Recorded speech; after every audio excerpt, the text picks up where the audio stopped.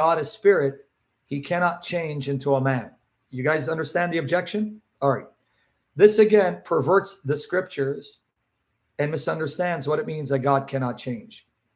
The Bible nowhere says that God being unchangeable means he cannot become flesh, become human.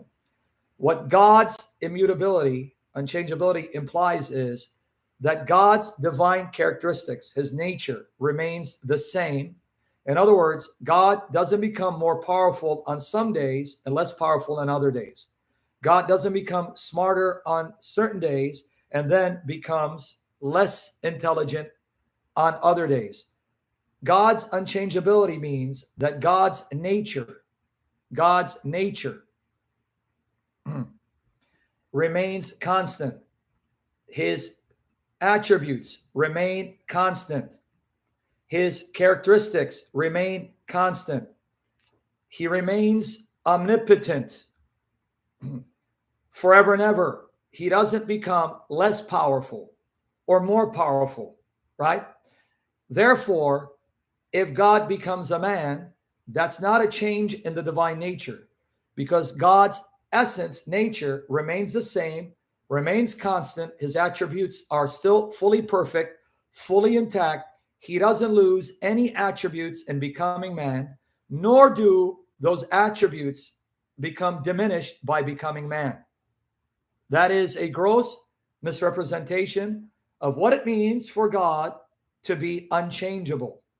In other words, if God becomes man by taking on a human nature and taking on a physical body, that wouldn't impact and diminish his divine characteristics, because those divine characteristics will remain constant, would remain the same, and wouldn't be impacted by him taking on the nature of man.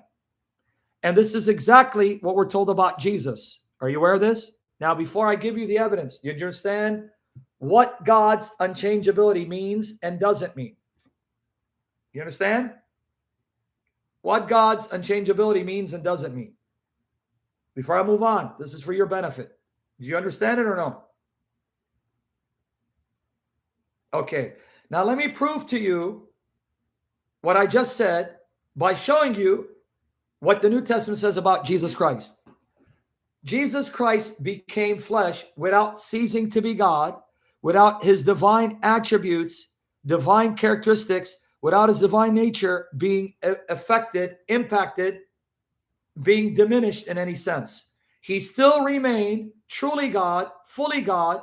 His divine nature remained fully, perfectly intact, though he took on the nature of a man, became human, a human being with a physical body and a human nature. Where am I getting this from? Let's go to Hebrews 1. Let's break it down. Thanks, Ahmed Ghani. He's going to help me to help you. Hebrews 1, let's read verses 8 to 9 for starters. Hebrews 1, verses 8 to 9 for starters. Then I get some more, something to drink. Pay attention.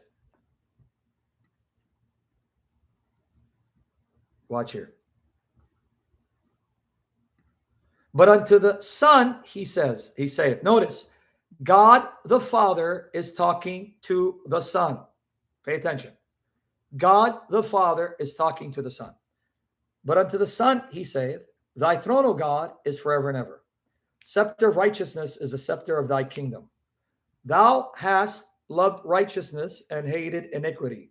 Therefore, God, even your God, thy God, hath anointed thee with the oil of gladness above thy fellows. So notice it's God the Father speaking to Jesus the Son.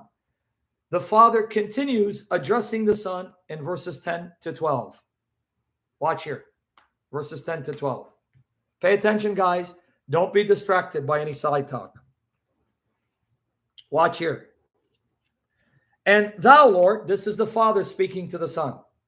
And thou, Lord, in the beginning hast laid the foundation of the earth. So the Father's glorifying the Son, praising the Son, magnifying the Son, saying to the Son, thou, Lord, you, my Son, are the Lord, who in the beginning laid the foundation of the earth, and the heavens are the works of thine hands. They shall perish, but thou remainest. What? You remain? They shall all wax old. They all shall wax old, as doth a garment, and as the vesture robe shalt thou, you will fold them up, and they shall be changed. But thou art the same. You are the same, and thy years shall not fail. Whoa! You mean the New Testament says Jesus is the unchangeable, immutable, almighty creator and sustainer of all creation, even though he also became man, took on a human nature with a physical body, and as a man, he grew and changed? Who would have thunk it? Do you see the point? You guys caught it or no? Before I move on. So do you see that Jesus as God did not change? Because change here means that the attributes, characteristics of deity will not be impacted or affected by God becoming flesh. In other words, he won't become less powerful, less wise if he becomes flesh.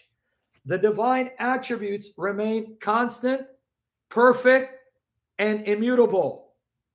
So God changing not has nothing to do with God having the ability to become flesh without ceasing to be God, without the divine nature being impacted. Is that clear?